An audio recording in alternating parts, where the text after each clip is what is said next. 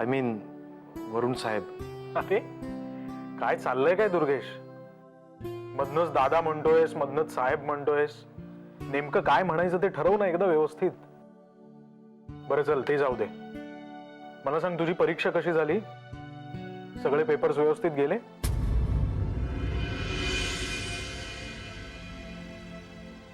काय झालंय दुर्गेश? अरे पेपर स्टफ गेले का तुला सगळे? वरुण दादा,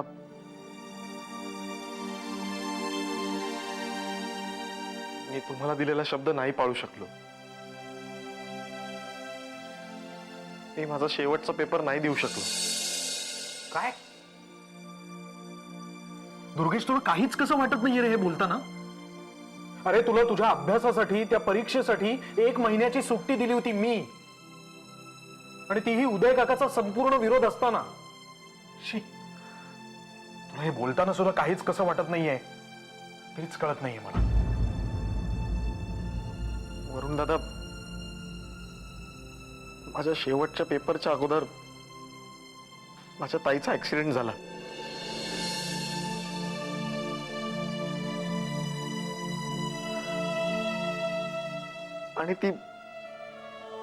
आणि ती वारली.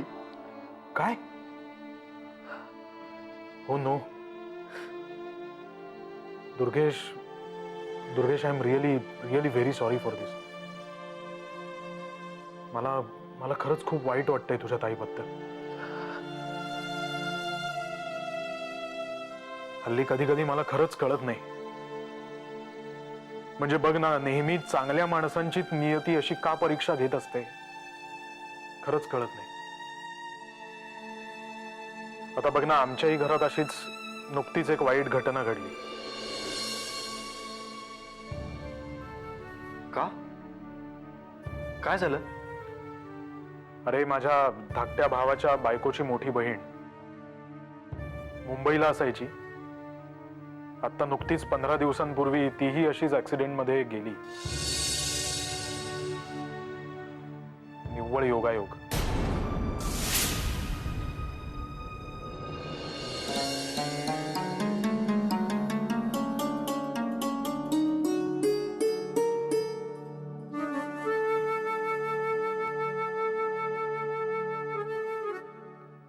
लेखा,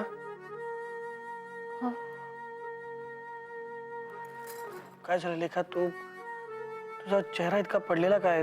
तुला बरं वाटतंय ना? हो, मी ठीक आहे.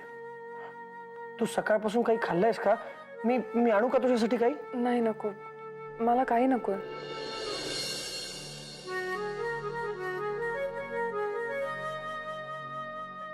ताप तर नाहीये लेखा? पण I can't see you like this.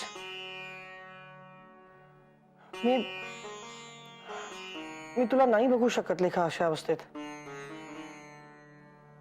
मला नेहमी असं वाटतं लेखा की तू हसत खेळत राहावंस, आनंदात राहावंस.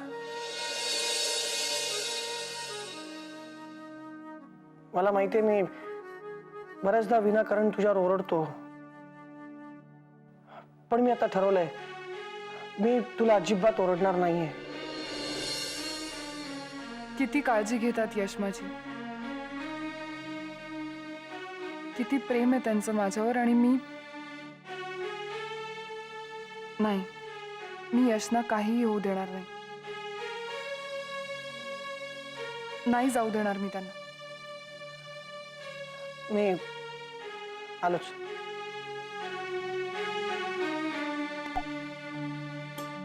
यश,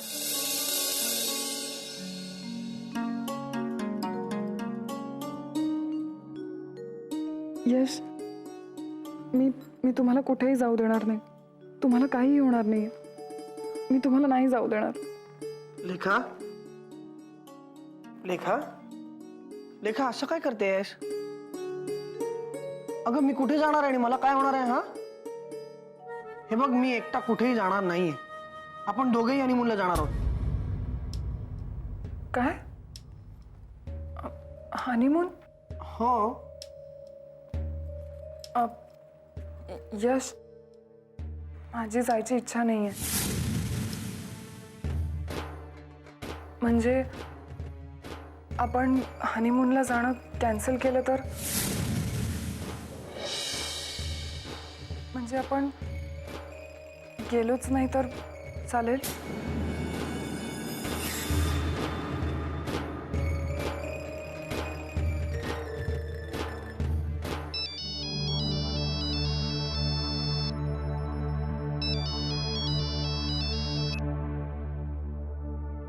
छान. बहिणीची खूप लवकर आठवण आली हं.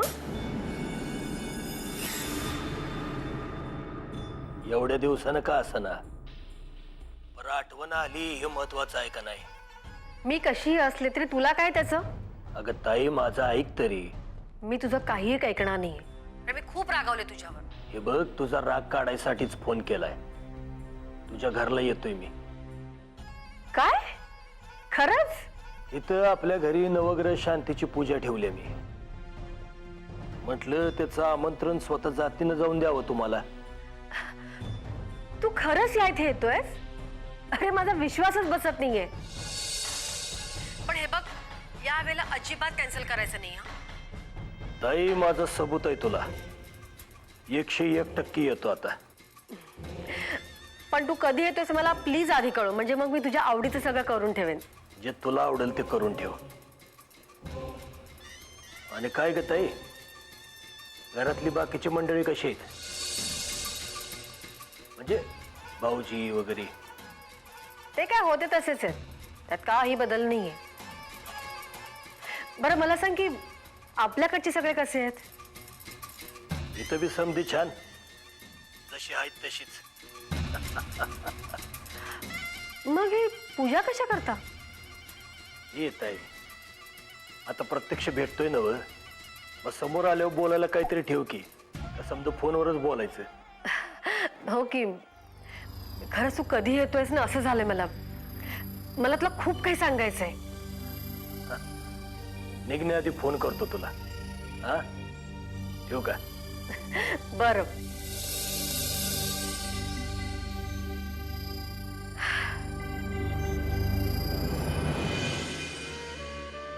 लेखा, लेखा तू अजिबात काळजी करू नकोस. हे बघ, तुला वाटत असेल की मी तुझ्या जवळ येण्यासाठी तुला हनीमूनला नेतोय तर तो तुझा गैरसमज आहे लेखा.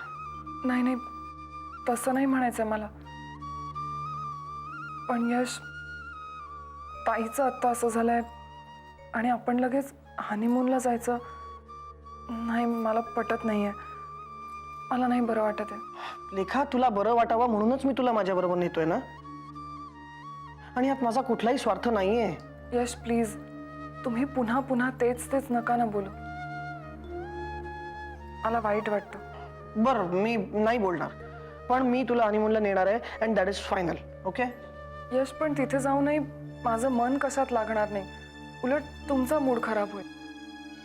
त्याचा विचार तू करू नकोस. ते माझं मी बघून घे. यश प्लीज, समजून घ्यायचा प्रयत्न करा. आपण नंतरही कधी जाऊ शकतो. आपण एकमेकांपासून दूर पळून चाललोय का? तुझा काय भरोसा? तू जाशील सुद्धा. म्हणूनच मला तुला माझ्या प्रेमाच्या बंधनात कायमचं बांधून टाकायचं. म्हणूनच तर आपण हनीमूनला चाललो. म्हणजे तुम्ही माझं ऐकायचं नाही असं ठरवलं? हो, आणि या बाबतीत तर अजिबात नाही. म्हणून हे नक्की आहे की मी तुला हनीमूनला माझ्या बरोबर नेणार आहे, म्हणजे नेणार. चल आता खोलीत एकटी बसू नकोस. खाली मी तुझी वाट बघतो.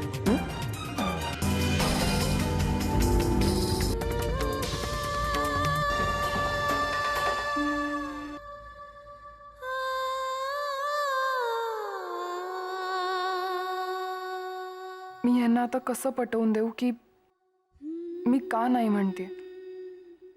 यांना कोण समजावून सांगेल? काहीही करून हे हनीमूनचं प्रकरण मला टाळावंच लागेल.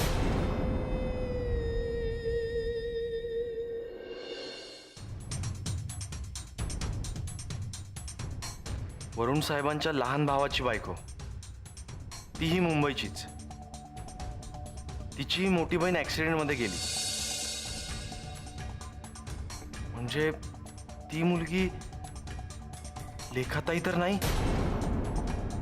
नाही नाही, हे कसं शक्य आहे? आजकाल माझाही स्वभाव खूप संशयी झालाय. लेखाताई लग्न करेल आणि तेही सरनाईकांच्या घरातल्या मुलाशी? शक्यच नाही. नाशिक हे नाव जरी कानावर पडलं तरी ती घाबरते. तर ती या घरात सून म्हणून कशी येईल? पण मग दोन्ही व्यक्तींच्या मृत्यूत इतकं साम्य कसं असू शकतं? योगायोग घडतात आयुष्यात, पण हे इतकं साम्य? नाही, नुसता इथे बसून विचार करण्यापेक्षा एकदा घरात जाऊन त्या मुलीला बघायलाच हवं.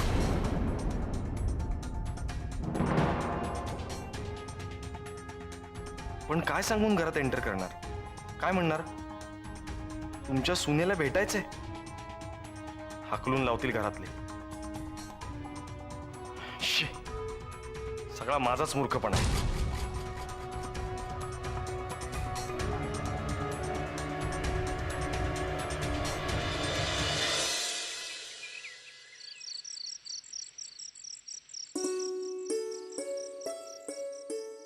रेखाताई, कसा झाला होता नाश्ता? चांगला झाला होता. पण हा नाश्ता तुम्ही कोणासाठी घेऊन चाललाय? आपल्या गेस्ट हाऊसमध्ये मुलगा आहे ना, दुर्गेश, त्याच्याकरता घेऊन चालले. दुर्गेश कोण? तुम्ही आलात त्या दिवशी रात्री आला नव्हता का कुलूप मागायला? तो. आणि उदय साहेबांनी ज्याला कामाला ठेवलाय ना, त्याच्यासाठी घेऊन चालले. अच्छा.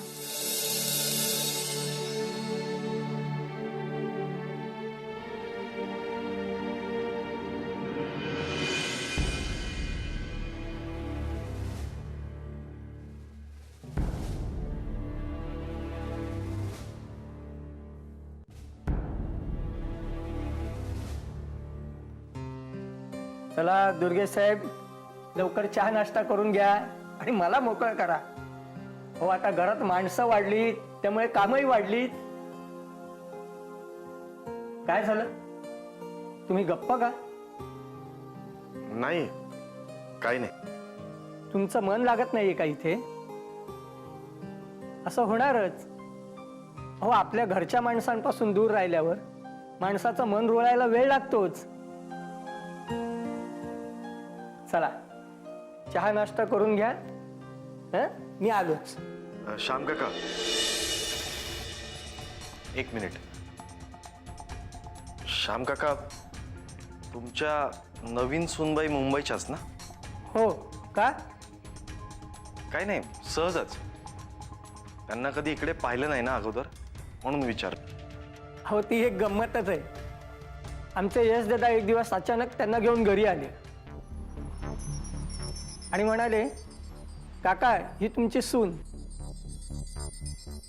अचानकच लग्न झालं ना त्यांचं. अचानक लग्न झालं त्यांचं? केव्हा? तुम्ही इथून गेल्यानंतर काही दिवसातच त्यांचं लग्न झालं.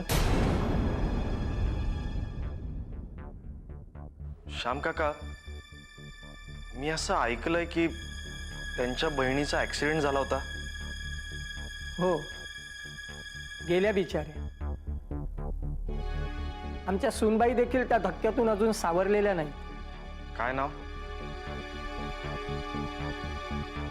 काय नाव काय म्हणाला तुमच्या नवीन सुनबाईंचं? लेखाताई.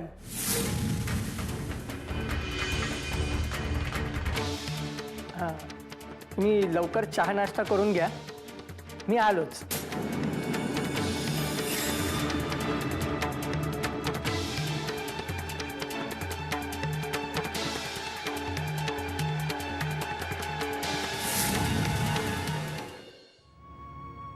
सगळं कुठे व्यवस्थित सुरू झालं होतं आणि तेवढ्यात लेखाची ताई गेली. आता मला वाटत नाहीये लेखा या धक्क्यातनं लवकर स्वतःला सावरू शकेल. तुम्हा पुरुषांना नाही कळणार रे आमचं मन. सई, प्लीज प्लीज, पुन्हा पुन्हा त्याच आठवणी काढून तू स्वतःला त्रास करून घेऊ नको.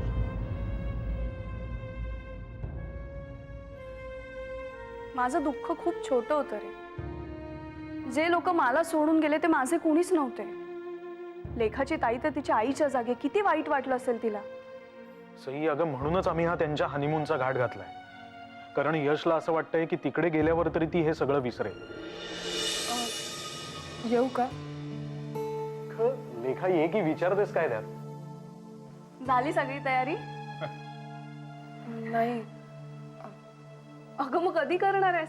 आणि यश या बाबतीत खूप आळशी आहे. हा, आणि काही मदत लागली तर आम्ही आहोतच, आम्हाला सांग. मी काय म्हणते, आम्ही आमचं जाणं कॅन्सल केलं तर नाही चालणार का? काय? अगं पण का? काय झालं? सई बहिणी, माझी जायची इच्छा नाही आहे. कारण मी तुम्हाला सांगितलंय. लेखा, आता तुझी ताई गेल्याचा शोक आणखी किती दिवस करत राहणार आहेस तू? लेखा, हेच कारण आहे का आणखीन दुसरं काही कारण आहे? दुसरं काय कारण असणार आहे?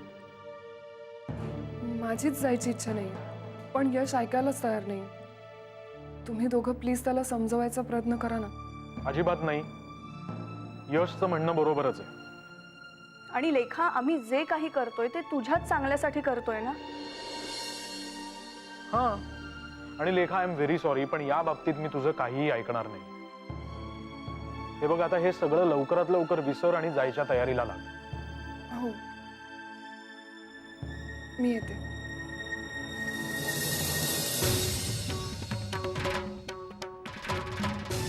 वरून ते काही लपवत तर नाही ना? नाही, मला तरी तसं काही वाटत नाही.